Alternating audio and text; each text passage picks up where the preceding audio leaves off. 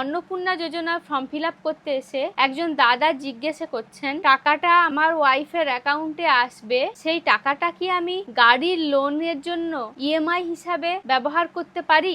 আপনাদের অনেকেরই এরকম প্রশ্ন মনে আসতে পারে। প্রথম কথা, সেই অ্যাকাউন্টে ইএমআই কাটা সম্ভব, তবে গাড়ির লোনের অনুমোদন হবে কিনা তা সম্পূর্ণ ব্যাংকের উপর নির্ভর করছে। অন্নপূর্ণা যোজনার টাকা পাওয়া মানেই যে সেটা থেকে আপনি গাড়ির লোন পাবেন এমন কিন্তু বিষয়টা নয়। লোন অনুমোদন করবে ব্যাংক বা যে ফিনান্স কোম্পানি, সেই কোম্পানি। তারা আয়, ঋণ পরিশোধের ক্ষমতা, ক্রেডিট হিস্ট্রি এগুলো দেখে বিবেচনা করবে আপনাকে লোন দেবে কিনা। তবে ওই যে দাদা, উনি কিন্তু এই যে গাড়ি কিনছেন রিল্যাক্স করার জন্য নয়, উনি ওনার ব্যবসার জন্য কিনতে চাইছেন। তাই আপনার ইএমআই কাটা সম্ভব, কিন্তু আপনি রিস্ক না নিয়ে নতুন একটা অ্যাকাউন্ট ব্যবহার করুন যেখানে টাকাটি ট্রান্সফার করে ইএমআই কাটাতে পারেন। এতে কোনো অসুবিধা সৃষ্টি হবে না।